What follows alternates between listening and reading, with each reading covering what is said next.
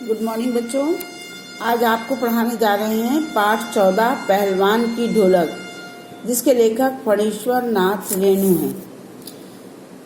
यह पाठ चूँकि बहुत लंबा है, इसलिए एक दिन में पूरा करना संभव नहीं है, तो इसे 2 भागों में पढ़ाएंगे। पहला देखिए, इस पाठ का प्रतिपाद या सारांश इस प्रकार है। पहलवान की ढोलक कहानी व्यवस्था के बदलने के साथ लोक कला और इसके कलाकार के अप्रासंगिक हो जाने की कहानी है। शायद ये आपको इतना समझ में नहीं आया होगा, लेकिन आपको इसकी जगह ये समझाते हैं कि आप ये देखिए कि जो पहले लोगों के खेल हुआ करते थे या जो लोगों के मनोरंजन के साधन हुआ करते थे, अब लोगों का उनमें उतनी रुचि नहीं रह गई।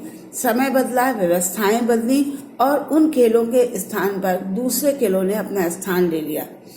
तो यह कहानी एक ऐसे ही व्यवस्था के बदलने के साथ जो लोक कलाएं होती थी और जो उनके कलाकार होते थे, वो जो है उनके अप्रासंगिक हो जाते थे। कहने का तात्पर्य यहाँ पे ये है कि उनकी आवश्यकता नहीं रह जाती थी।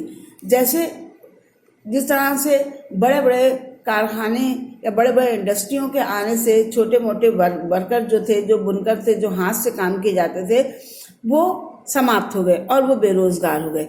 यहाँ पर ऐसे ही एक पहलवान की कहानी है कि जो राजा साहब की जगह नए राजकुमार के आने से व्यक्तिगत सत्ता परिवर्तित नहीं हुई, बल्कि जमीनी पुरानी व्यवस्था के भी पूरी तरह से उलट गई और एक नई सभ्यता या एक नई व्यवस्था के आरोपित हो जाने का प्रतीक है। कहते हैं कहानी का प्रारंभ इस प्रकार है कि सर्दी का मौसम था। पूरे गांव में मलेरिया और हैजे का प्रकोप है। अमावस्या की ठंडी रात में चारों ओर निस्तब्धता है। निस्तब्धता माने सन्नाटा। आकाश के तारे जो है वही प्रकाश के स्रोत है।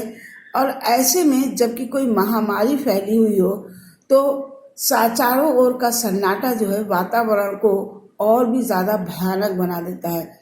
ऐसे में लेखक का कहना है कि केवल सियारों और उल्लुओं की डरावनी आवाज आती थी, या कहीं किसी झोपड़ी से किसी के कराहने या उल्टी करने की आवाज, बच्चों के रोने की आवाज, कुत्तों के रोने की आवाज। और इन सारे वातावरण में इस सारे माहौल में एक पहलवान ही ऐसा था कि जिसकी ढोलक संध्या से लेकर प्रातः काल तक एक ही गति में बजती रहती थी, और ये आवाज मृत गांव वालों में संजीवनी शक्ति भरती थी। गांव में लुट्टन पहलवान प्रसिद्ध था। लुट्टन के बारे में बताया है पाठ में कि 9 वर्ष की आयु में वह अनाथ हो गया था। लेकिन चूंकि उस समय बच्चों की जल्दी शादियां की जाती थी, तो उसकी शादी हो चुकी थी, तो उसकी विधवा सास ने उसे पाला पोसा। वह गाय चराता था, ताज़ा दूध पीता था, कसरत करता था।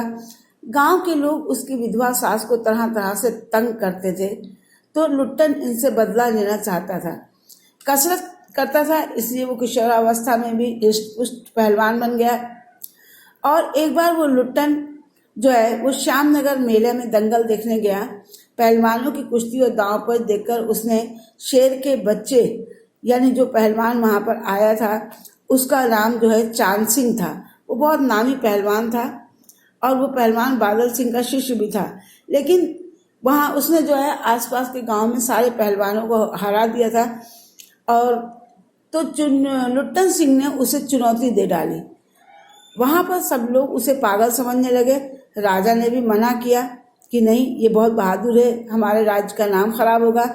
लेकिन लुट्टन नहीं माना और उसके से कुश्ती की, और उस कुश्ती में जो है लुट्टन जीत गया। जब लुट्टन जीत गया, तब उसने जो है लोग, उसके जो दूसरे पहलवान थे, उसके लोग जो है वो उस पर लुट्टन पे गालियों की बौछार करने लगे।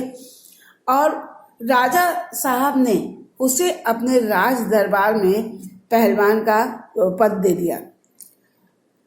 तो इस तरह से जो है लुट्टन ने के लिए उसके समर्थन में, चांद सिंह के समर्थन में तो बहुत सारे लोग थे, लेकिन लुट्टन के समर्थन में कोई भी नहीं था। सिर्फ ढोल की आवाज थी। जबकि चांद सिंह के पक्ष में राजमत भी था और बहुमत भी था। लेकिन लुट्टन चूंकि पहलवान को ही अपना गुरु मानता था, उसने पहलवानी स्वयं से ढोलक के बल पर सीखी थी, इसलिए उसके आवाज धाक दिना तिरकट तिना धाक दिना तिरकट तिना, उसको ऐसा लगता था कि जैसे ये ढोलक हमसे कह रही है दांव काटो बाहर हो जाओ। लुट्टन ने दांव काटा और लपक कर चांद सिंह की गर्दन पकड़ ली। अब इसका अगला भाग आपको बाद में बताएंगे, पर इससे संबंधित जो है 2 गद्यांश मैं आपको दे रही हूँ, उसे पढ़ करके उसके उत्तर आपको लिखना है।